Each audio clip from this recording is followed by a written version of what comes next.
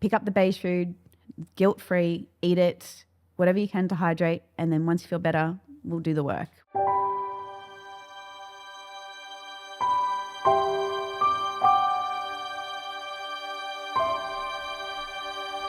Hello everyone and welcome back to No Place Like Home. I am your host Kath. I'm doing this on my own today on the hosting side, but I'm very lucky enough to be joined by Jennalea today. I'm lucky to be joined by you, Kath. Thanks so much for coming along. Can't wait to learn a bit more about you and sort of dig into some of your knowledge that you've got brewing in your brain. Would love to know a little bit about you and so that people at home can actually know why we've brought you along today. So take it away, just a little bit about you, your background, why you're important to us today. I think I'm important to you because I work in the space. Yeah. I am a clinical nutritionist. I work predominantly with women in their preconception, their pregnancies and postpartum, although I'd love to see more women in their postpartum because it definitely is a huge area that it's really needed for nutrition. I'm also a yoga teacher. I'm importantly a mother of two, which keeps me very, very busy. And that's just a little bit about what I do, but my background is actually in events. So I started studying events and then somehow just left the industry thinking it was way too male dominant and found myself studying nutrition in my mid-20s. And then from there, with the yoga, I did a lot of retreats. I ran my first retreat in Hawaii and I've done local retreats ever since. So it's just a really nice combination. I love how like you look at one field and you think that that's what you're going to do for a while, like something 100%. Like events, and then you just have this rogue move. Yeah. And what you're doing now sounds like it's really complementary. Like we like working in this field as well, just that holistic approach to health and certainly in preconception and postpartum. Absolutely. There's definitely some big questions that I want to talk about with you today. I'm very fascinated by preconception. I think that is something that I certainly didn't know anything about when I was looking to get pregnant. But I do want to know, first of all, how long have you been doing this for? You said that you started doing this you're studying in your mid-20s, but how long have you been a nutritionist for? You're just giving away my age there.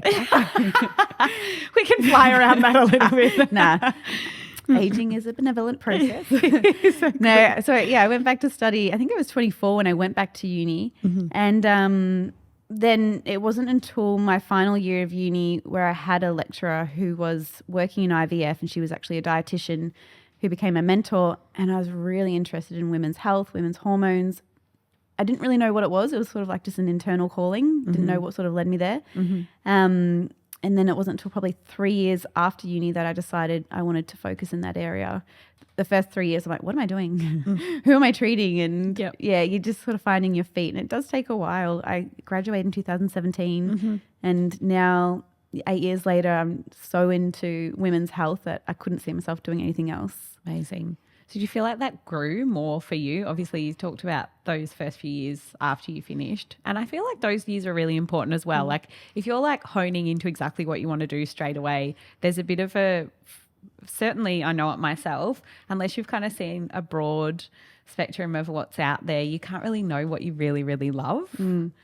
I think too, even going back to uni days, they always would say you are the wounded healer. That's what really attracts you to doing particular things. And it was true. I became a nutritionist because I saw a nutritionist myself and I got a lot of help seeing her. It was actually life-changing. Yeah. And instead of going back to study psychology, which I was just about to do, I took a turn and no, nutrition, food is amazing and it changes your life, changed mine. I want to do that for other people. And I don't know, it just sort of snowballed from there, I guess. And because I had so many gut issues, what led me to see the nutritionist, I thought, I'll work with gut issues. And that's so complicated because it's so restrictive. And I don't want to do this for people. I want to help them with their gut, but hormones is what excites me. So, those 3 years were a lot of trial and error, I'll put it that way. Yeah. But then it sounds like you kind of found, like you said, that calling that started in the beginning. Yeah. And then I had my own babies and that's when I was like, it's just so important. It's actually, like you said, you didn't know much yourself and not many women do. And sometimes women don't come to see me till they're 18 months into trying. And I wish they had have seen me 18 months prior, but they didn't know. Yeah. So you just got to keep pushing the message out there and hopefully it does fall on the right ears. Yeah. I love that, particularly because, like most people think, you don't know if you can get pregnant till you try, right? Mm-hmm. So that lead in is more of I wonder if this will happen for me, rather than I'm going to nourish my body so that I've got the best chance to do that. But it's not something I even knew about even after having babies. Obviously, there's things that we know about postpartum nutrition and how important that is as well. And we'll certainly get onto that as well. But I'd love to know a little bit more about preconception nutrition from you. I think that women decide, I want to have a baby. And the first thing they're told by the doctor is go take some folic acid. And they think that is them doing prenatal nutrition, and then they start trying. But really we want to look at least 3 months out from trying to actively conceive what is happening with someone's health. That's the bare minimum.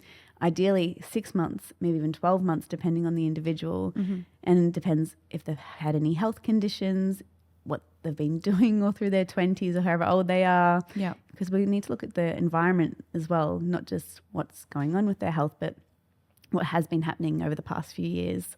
So yes, 3 months is important. Yep. And sometimes not necessarily the time where I do see people, but if they could come 6 months prior to actively trying to conceive, that's gold star. Amazing. So what does that look like? What does a consultation like that look like?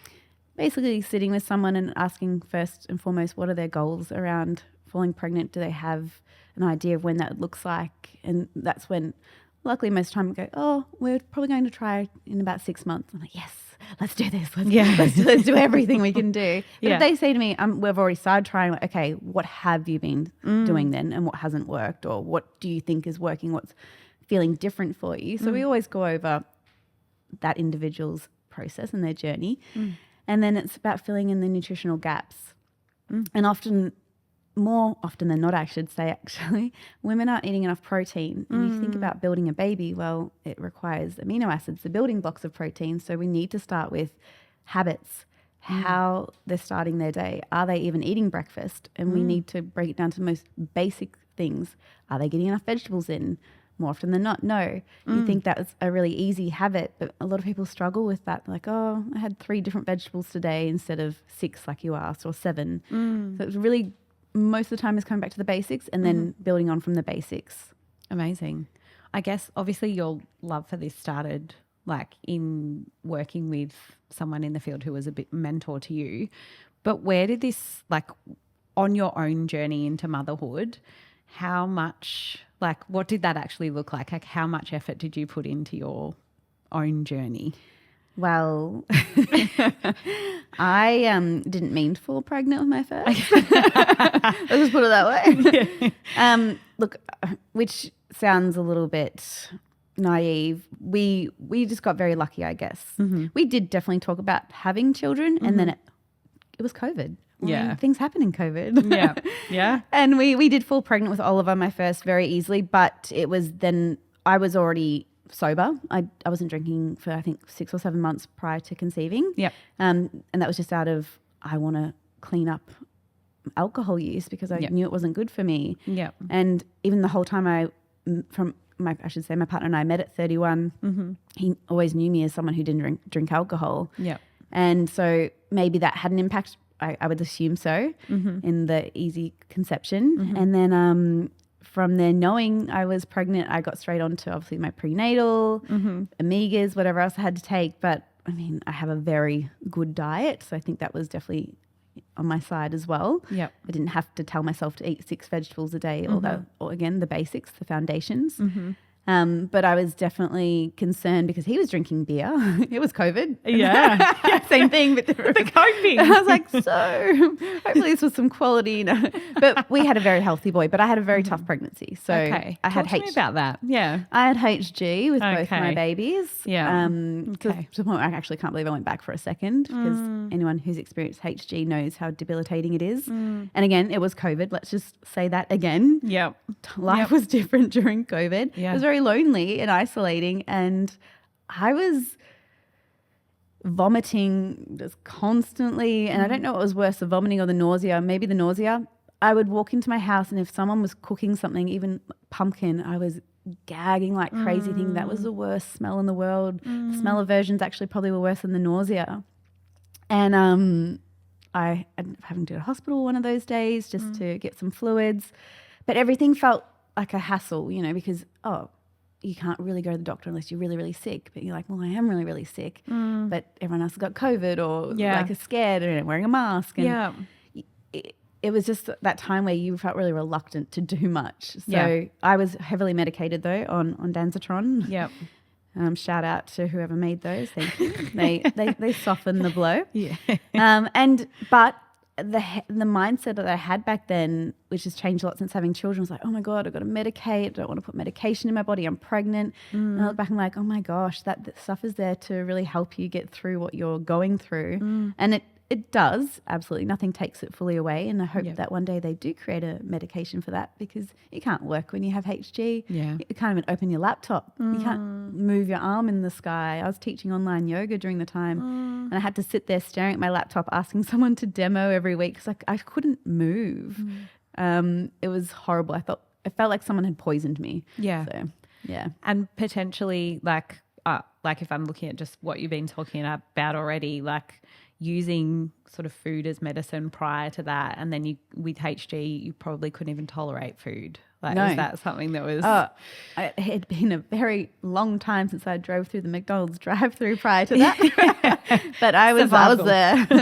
Lots of Macca's drive-throughs, lots of KFC drive-throughs. I was like, I am reverting here. I need to eat what I ate at 5 years old. I was just McChicken burgers, chicken nuggets, KFC chippies, dinner rolls. Yeah, it was the food that was going to, somewhat stay down. Or if it came up, it was a bit more peaceful than a pho or something like that. We don't need to repeat a pho, I don't think. No, and I did that a lot. Yeah, you learned, but you didn't. And I've never had it since. Okay. Yeah. Well, I feel like from a perspective of, you know, like we said, like this was your jam, right? And then you fall into this pregnant somewhat unexpectedly, but maybe joyfully alongside HG. You obviously used what you could to get through, but what did that look like for you on the other end? Because we know what HG does on the other end and how depleted you can feel. What did that look like for you in your own personal journey? Well, mentally, I definitely felt in a very dark place with my first pregnancy. Again, I couldn't even see my family. I was just locked away in the room watching movie after movie and saying to myself, just fall asleep, because when you're asleep you can't feel. It felt like depression, I would say, almost. So I knew logically you just had to get through it, and whatever you could get in. If it was cordial over water, you drank cordial. Emotionally, I was like, oh my gosh, I just need to give this baby some salmon, some broccoli, some blueberries, anything. And the guilt was really gnarly. Luckily, I didn't experience that the second time around because I knew it didn't last. You'll get them back in. But I think being a first-time mum, like anything being a first-time mum, you never know the time frame. And so the guilt and the shame that comes with that is debilitating. But again, you get through it. And when you get through it, and this is what I tell my clients all the time, pick up the beige food, guilt-free, eat it, whatever you can to hydrate, and then once you feel better, we'll do the work. We'll recharge the battery. And that's why we have preconception nutrition, because we don't know how sick we're going to get in pregnancy as well, and what we're going to be depleted of. And already we will be depleted because our baby is taking everything. No wonder we want carbohydrates. We're building a baby. We need energy. So lean into the carbs. But I just eventually, when I could eat better again, just smashed every single green vegetable and got my blueberries back in every day, all the important nutrients, and took my omega-3 supplements and just went ham. There's lots of supplements coming to our house. But do you feel like, having lived that yourself, do you feel like you were a better operator on the other end? Always. Yeah. The funny thing about my health journey with my babies is it's like I was supposed to have an emergency C-section. I was supposed to not be able to feed my first baby via the breast because it then gave me so much empathy and compassion, but knowledge for my clients moving forward and just people in general. When I had Ollie via emergency C-section and then couldn't breastfeed and shared my journey so openly and candidly, the amount of conversations that opened up with other women and their experience with it and their shame and their depression and their it just was huge. So yeah, it's quite an again, the wounded healer. Yeah. You learn a lot through your own experience, and Yeah. you're more interested, so then you study that more as well. It sounds like there were a lot of complexities with Oh, yeah. your pregnancy. And then like I too had a COVID baby, so I totally understand the both ends of that. Did you feel like you did much planning in that time, whether it be for birth or postpartum? Yeah, when I started to feel a bit better, I was very intrigued in birth. I wanted my natural birth. I wanted my water birth. I was very zoned in on that. Rhea Dempsey was my, She is a legend. Yes. Yeah. So, and funnily enough, my best friend was birthed, delivered by her. So it was, wow. yeah, her mum was like, you have to read Rhea, like she's my friend, and da da da. I was like, great, okay, cool.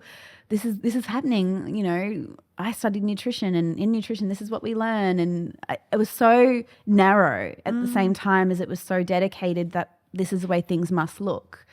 And I put a lot of focus on the birth. I put a lot of focus on the nursery and having the cute pram and the cute sheets, and everything was wooden and rattan and all that. And, you know, lots of controllable things. all the online deliveries coming through. And I actually did see a private midwife who was an IBC LC, and I wanted to know more about breastfeeding. But now that I think back to that consult, I was still very naive, because I thought, yeah, I'm doing this because it's another thing for me to tick off. But I know I've got this. I'll be able to breastfeed. Look at these boobs and my health and my values. Like there won't be any issue. And again, it was just so naive, because there was issue after issue, and I don't think I listened clearly enough, or again, I just had too much belief that it was going to happen. So there was no then afterthought of how hard sleep would be, how hard it would be if you didn't feed on the breast, how hard it would be that I didn't have the support that I needed. Yeah. So on the other end of it, we'll stick to first bub to start with, and then we can... Oh, yeah, it's the complicated one. Go with the complicated one. Okay. We like a difference, like, you know, let's see the difference. At least I have the difference. So you have your son, emergency Caesar. So obviously that was not what you had planned at all by the sound of it. And then you couldn't feed, which again was not the something plan. that was not your plan. And COVID. So you haven't got all the people around you and, you know, what we know now, but not that you knew that when it was first time round. No, because you think I'm going to be a mother, and I'm going to be an amazing mother, and I was born to do this, and I've wanted this for so long. It's going to be a smooth journey, and it's just not that way. Not for everybody, but when I did go into spontaneous labour with him, so it started off well, and then I have to say it because I think this really impacted the oxytocin, but we were moving house at the time. We had everything in boxes. The day that I went into labour, Andrew, my partner, had picked up the budget van and he was sitting out the front going, I'm just going to put all these boxes. Oh, it was the truck. And I was like, yeah, cool. I'm timing contractions. Hurry it along. Yeah, Lily. like, what do I do? Do I go in? He's like, I don't know. Call the midwife. Like, should I come in? They're like, no, not yet. And I was like, okay, cool. Just sitting in this house, surrounded in boxes, not very comfortable. Yeah. And so I went in, and then they told me to go home, went home. Next day I said, can I come in? I haven't had any sleep. I don't know what to do. The anticipation is so real with your first baby. Do I sleep? Do I stay awake? Do I stand? Do I sit? Do I call? You don't know what to do. Yeah. And that's when in that moment, like I should have had a doula or something, but they had just brought in this rule that very week at the hospital. Sorry, one birth person because there's more COVID coming through. Like, great. Can't even have my mum or anybody. And so I went in again and they said, you should go home. And I said, I've been sent home once already. I can't go home again. The drive-in was awful. It's a 35-minute drive and every contraction over every bump, I just couldn't do it. And I should have listened to them. I should have gone home. And they're like, okay, we'll give you a room. Just wait for a while. So we waited. And then it was take some morphine, do this, do that. And I was like, this isn't my plan. They're like, come on, we've got to get things moving. And it was just what, again, Rhea would talk about, the cascade of interventions took place. And because I was so anxious and nervous and without that natural release of oxytocin, I wasn't progressing. Yeah. So I had a 60-hour labour that ended in a C-section because I asked for it at the end. You were done. Yeah. I was Yeah. so done. I was so done that, because the epidural didn't work. So I was sitting there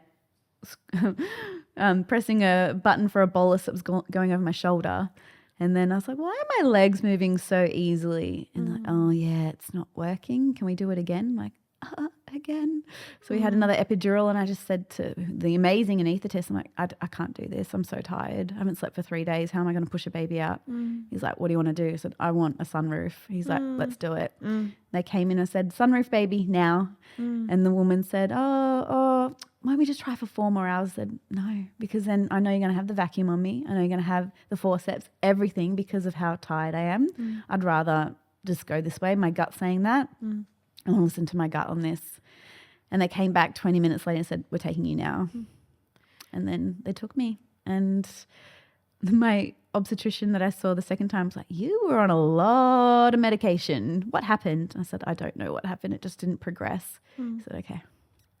Did it feel like your choice at that point? Like, did it feel like, you know, we can't go down the rabbit hole of, you know, the what ifs. You're talking about oxytocin and all those sorts of things. Like, what if I had have stayed home longer? Would that have changed? Like, you know, I'm sure that a scenario will play out differently every time you do it. But did it feel like, you know, you talk about saying, I want the sunroof now. Like, I need to get this baby out. Like, did it feel like you were like pushed into that direction because of scenario or? Not really. I'm very good at advocating for myself, particularly when it comes to health. I felt in that moment, yes, I could have gone another 4 hours and I could have attempted pushing this baby out. But with the meconium that was coming out of me, the feeling in my gut, the nerves, the fatigue, I just thought, you know what? Yes, me a month ago would have said this is a worst case scenario to ever happen to me, to have a C-section. Yeah. But reality just kicked in. I thought, no, this actually seems the safest option right now. I just want this baby to be healthy and this to be over. Yeah. So it did feel like a choice. Good. Yeah. Yeah. So all of this has happened. You're obviously so exhausted. 60 hours is crazy. So what did your recovery look like? I had a pretty rough recovery. I didn't get to hold him. Oh, I'm going to get emotional. It's okay.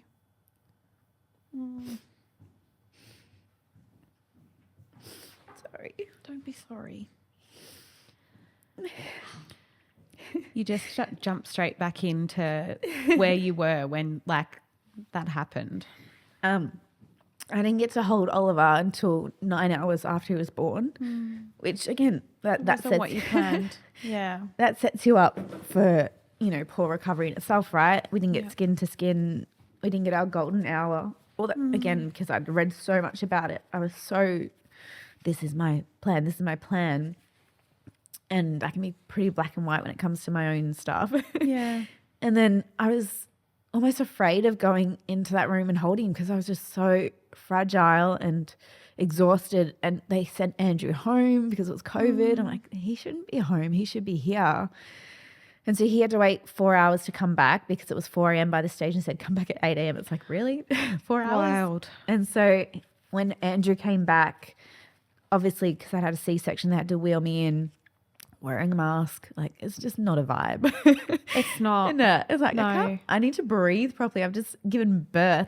And Also, after 60 hours of labour, Yeah. you're like, oh man, I don't know. I'm thinking to myself, swollen. So swollen. Just all the feels. Oh my gosh, the swelling. I was huge. And I actually had a really puffy pregnancy with him as well. I'm like, why isn't this going down? Oh yeah, they've given you a lot of adrenaline. And I finally got to hold him, but I felt like I had to ask for permission to hold my own baby because they had to give him 1 round of prophylactic antibiotics because he swallowed so much meconium. Okay. So they had him in the incubator, but yeah, I'm like, can I hold my baby? And I'm thinking, why am I asking to hold my own baby? This is actually ridiculous. Yeah. And I don't want to be here. I want to be home. Like, far out, get me home. And so finally held him, and my boobs were so swollen because after a C-section, it's just such a different quality of tissue. And obviously my boobs like, am I going to lactate? What's happening here? And so he wouldn't latch and they wouldn't really give it a chance straight away. They had nipple shields on me. They were grabbing my boobs like burgers, saying this is the way to do it. And I reckon there was about 20 different midwives that touched me over the 3 days that we were there, and all the advice differed. You know, it was so conflicting. But yeah, and they just kept offering bottles of milk, and I was getting mortified. I'm like, this wasn't my plan. This wasn't my plan. And here he is, because they're saying to me, your baby's so hungry. Look at him screaming. He's screaming because he's so hungry and you can't give him. I'm like, what do you mean I can't? Why can't I just keep him on my boobs? Why can't someone help me get this latch? Instead it was, no, we're giving him formula. And it was just so not my plan, the whole thing. So it was a very confronting experience. Yeah. With your birth experience being what it was, which sounds quite challenging, what did your postpartum look like once you actually got home and out of the intensity? We were very excited to go home. So the moods were getting lifted for sure. But then when we got home, I was just constantly feeding him with these nipple shields. And I would look down and I'm like, he was just so tiny. He was so tiny. And we had a 6-week checkup, and the basically said he hasn't put any weight on. Like, what are you feeding him? I said, around the clock. He's not coming off my boob. And I said, he's screaming all night. We thought it was colic. They said, well, I think your baby's just hungry. Can you try pumping your milk? And so here's Andrew running around to Baby Bunting getting a breast pump that, again, wasn't in our plan. And I'm got the that noise will forever haunt me. And I was pumping, and if I wasn't pumping, I was feeding. And that was my life, sitting on the couch pumping or feeding. And he would take a bottle pretty well, but he still wasn't putting weight on. And it was a real, can I say? Yeah. It was like, hang on, I'm eating great. Andrew was amazing. He was making slow-cooked chicken soups, everything. And I was getting all my fats in for my milk, and he just wasn't putting weight on. Yeah. And so after trying so hard and, again, getting so much conflicting advice from the health nurses, we end up supplementing with formula at 4 months. We went to Little Oak. So you went all that time till 4 months? Yeah, I tried so hard. Yeah. Yeah. And he just wasn't, like, it'd be like 30 grams or, you know, like these tiny numbers would come back, and he wasn't losing weight, but he wasn't gaining the weight he should have been gaining. Yeah. And I remember there was this one appointment around that stage where they said to come back in 10 days and they'd weigh him again. And he put on 30 grams in 10 days. And that's when I just was hysterical. I couldn't even dress him or anything. I was, ugh. As you can see, I'm quite an emotional being. And so, Andrew went and got the formula, came home, and we didn't even know how to make formula. We were like waiting for the kettle to boil, and then we had to wait for it to cool down. And there's this baby screaming. It was just so much for the nervous system. Yeah. And we finally had a full baby. So I then tried for another 2 months of mixed feeding. Yeah. But I was like, why am I up at 3 a.m. pumping my milk when everyone else is asleep? But it ended because I had nipple thrush, and that is the worst. Horrible. That was like on par with labour, the pain. Yeah. And I end up getting mastitis to the point where the milk I was pumping was the colour of your jumper today. The double gift. Yep. Mastitis. So I was in hospital for a whole day with mastitis because of the blood that was coming through, and the infection was so bad. And I just remember looking at Andrew, I said, I can't. And we stopped breastfeeding. How much of that journey do you feel like was impacted from your birth experience? 100%. Yeah. And so many cooks in the kitchen. When you have your first baby, every midwife can, she's never breastfed before. Let me give my 2 cents and let me manhandle her. Like, there's hands all over you and advice. And I think they mean well, but I don't think it helped. And even the maternal health nurse saying, you will breastfeed again. I will call you. I will check in with you. We'll get you going. And then crickets. Like, there was no support. And I did go back to that private lactation consultant, and she came over to our house, and milk was literally spraying across the room. She's like, you've got milk. You can do this. Throw the formula out. I'm like, well, that's not helpful either, because he's not latching, you know? Yeah. So it was just a shit show. Yeah. It was an absolute shit show. So do you feel like you've spoken about, obviously, your first time around, that was really intense. Second time around, how different were things? Worlds apart. Other planet. A whole other planet. Yeah. Yeah. So give me a bit of a bridged version of what that looked like for you. I still had a HG. Yeah. Yeah. And a toddler. Yeah. Love that. But also you're maybe potentially just a little bit more prepared mentally for what HG is. Totally. And I was already my prenatal. I was a bit more prepared. Yeah. again, we were very lucky. We fell pregnant same cycle. May is our month. So we have 2 February babies. And funnily enough, one of my beautiful clients just fell pregnant in May. She's like, you were right. May's good. So I was more prepared. I was taking slightly different supplements as well, which might have benefited my sickness because I wasn't for sick as long with Sylvie, my little girl. I also had to just get out and move because I had a toddler. So every day I took him to the park. I walked to the park. We lived in Sydney. The weather was better. Yeah. Too. Unfortunately. Oh my gosh, it was so much better. And I would take my spew bag with me to the park and my sarkatars or my popcorn. I always had to have something salty, and I would just have a little vom. And, I mean, there were other mums there. They got it. They're like, oh, it's luxurious. Poor thing. Poor thing. And then I just held so differently in pregnancy too. I didn't put on this random extra weight. I didn't get puffy once. It was just a different pregnancy. And she was even a smaller baby than Ollie, which you never usually hear the second being smaller. I had my VBAC. I had her vaginally and with not one issue. I guess I did a lot of research too about what that means to have a VBAC, and I knew I was a great candidate because really there's probably no reason that I had a C-section the first time. Yeah. My obstetrician said, I don't care how long you go girl, just do whatever you got to do. Yep. So he didn't put any pressure on me either. And I think a lot of women do get that pressure of, oh, if you haven't gone into labour at 39 weeks, because, so many women do. Yeah. Or smack on their due date. Exactly. The stats are astounding. Crazy. Yeah. So it was all positive, and I spent a lot of time watching my friends breastfeed, like literally getting up next to the baby's head. I'm like, can I get this close? Because I need to see how your baby's latching. I want to see everything I can about breastfeeding. My friends were so great about it. Yeah. And one of my best friends introduced me to possums. So that was very helpful as well, doing the possums course. And then there was a beautiful woman in the Northern Beaches where I was living at the time. We all went to her house and did a workshop, and what I learned, I was like, I wish I knew this the first time around. And all the visuals were visual beings. Yeah. And even watching videos of women who had inverted nipples feeding, it's like, well, yeah, because it's not nipple feeding, it's breastfeeding. Any breast can breastfeed. So I put all this stigma of like, well, it must be my boobs. Like the midwife told me I had flat nipples. You had flat nipples because you just had a C-section. So many contributing factors that you're not educated on. So the moment she was born, after a 13-hour labour, oh my gosh. That's a bit different to 60. And I stayed at home for as long as possible. I birthed in my shower for over an hour, just doing my figure eights, breathing, had my music on.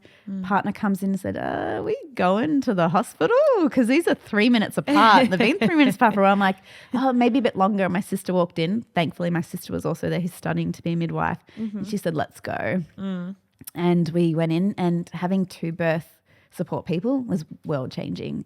Even though my sister is so young, having that female presence and her advocating, telling me, you're brave, you're strong, you got this. If I'd asked for the epidural, which of course I did, she said, I'll ask you again in 20 minutes. Yeah.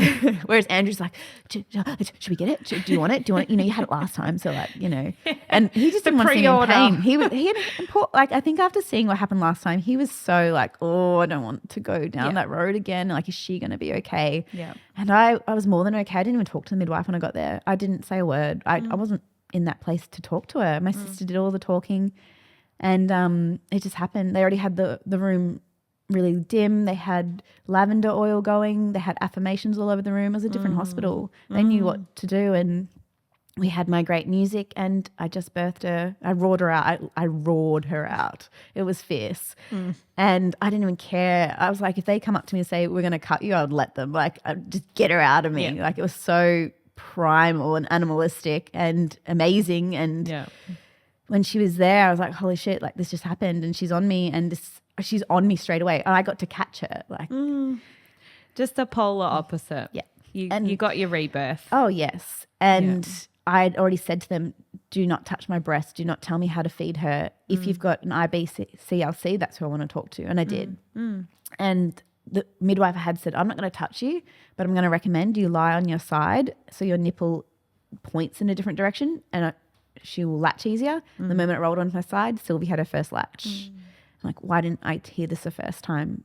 And I fed her for 2 years. No bottle, no formula, no mastitis, no nipple thrush, literally just as if I always could breastfeed. And I could, I just didn't know how to the first time. Yeah. So yeah, Amazing. worlds apart. Worlds. But equally sounded like, you know, that soul replenishment that you needed after first time. Yeah, now she's my baby who doesn't want to be out of the womb still though. Yeah. We've always got one. Yeah. She's not going back in. She thinks she is. Everything we've talked about today has been amazing. I think there's a lot for a lot of people to take from these different bits of gold that you've given us. One thing that we like to ask every guest at the end is, what do you think of the current state of postpartum care, and what do you think needs to change? I think that it's really poor because you are considered in the system when you're pregnant, and then 2 weeks after they'll see you in the ward if there's an issue. Anything after 2 weeks, you have to go to the emergency department, or you're someone else's problem, go to your GP or go see somebody else. And how someone's still not in the system at such a delicate, fragile time, it's such a vulnerable time. There needs to be that support from the team that looked after you in the lead up. I guess the resources just aren't there, right? Yeah. And then you think about the recommendations for seeing a pelvic floor physio 6 weeks postpartum, and well, where's the rebate for that then, if that's something that's so important? And if breastfeeding is so important and the government support that, where's the funding for women seeing IBCLCs? And why isn't there more of them, you know, because there's so many hoops they have to jump to become one as well. Yeah. I think there's a lot of education and support that's just not there, and the funding could be there for that. Absolutely. Love it. Thank you so much for sharing your story. I'm looking forward to talking to you a bit more about the nitty-gritty of your nutrition stuff. Me too. Thanks, Jennalea. Thanks. This podcast represents the opinions of our hosts and their guest speakers. Views and opinions expressed in the podcast are our own and do not represent that of our places of work. This podcast is for informational purposes only, and content here should not be taken as medical or professional advice. Please consult your healthcare professional for any personal recommendations and medical care. While we make every effort to ensure that the information we are sharing is accurate, based on the best available information at the time of recording, we will welcome any comments, suggestions or feedback via our website, contact form, home.com.au/contact. Names and details of personal experiences may have been changed to allow anonymity and privacy. To join the conversation, join us on social media at Home Postpartum.